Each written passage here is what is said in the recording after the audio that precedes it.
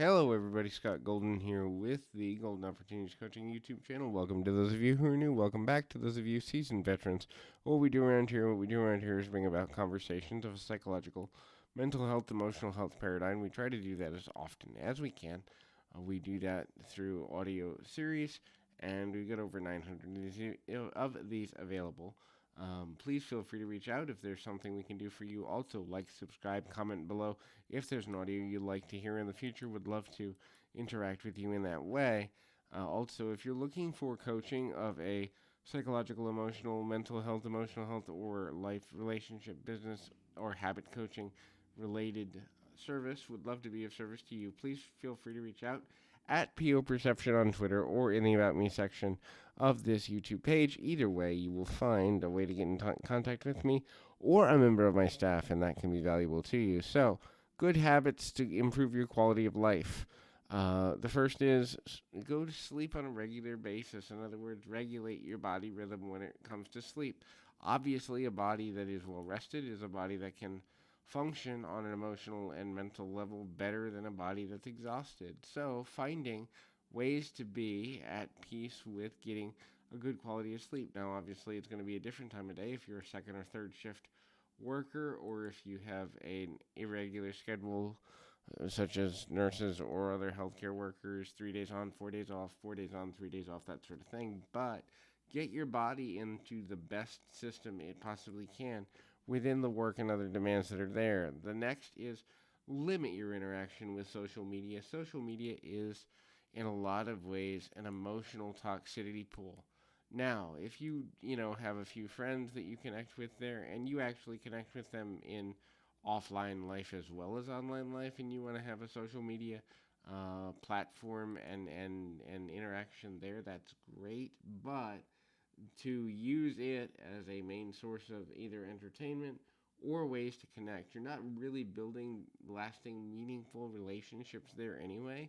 And the time and energy that you spend sifting through people's very polarizing opinions on a variety of topics can be better used in other places. So, wasting the energy as it relates to kind of going around in circles over what's going on social media, really um, a good deal. That's kind of um, that's kind of interesting thing there. In any event, I mean, is it great? No. Is it?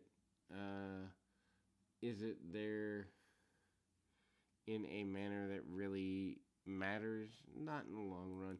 And the reality is, every time one new social media network pops up, give it a few years, there'll be another one to replace it. So you're not really building something that has long-term value anyway. So, the next is work on your self-belief. Believe that you're capable of change. That's the most important thing that any person can do for their own benefit. Even if you're slow to change, even if you're a slow study, you don't necessarily pick up on things quickly, or you don't push yourself forward in accordance with a lot of speed or authority, you're still capable of change, you're still capable of moving forward, and focusing on that capability and focusing on ways to connect with yourself in a way that's going to move you forward in a meaningful fashion is one of the most important and valuable things you can do. So, focus on your ability to evolve and grow. When you do that, you will give yourself a better quality of life overall in the long and short of it. The next thing to look at is learn, grow. Learn and grow in every area you can. Learn and grow in ways that are going to lead you forward. Learn and grow in ways that connect with you on a deeper level and give you a sense of meaning, belonging, and also knowledge. The more knowledge you have, the easier it is to respond to the world around you. The more knowledge you have, the easier it is to achieve goals of a social, emotional, mental, professional, or any other level. When you limit your knowledge base, you limit your expansion. So the more you know, the more you can expand in every area of life and the better quality of life you can have. The next is treat yourself well and treat others well.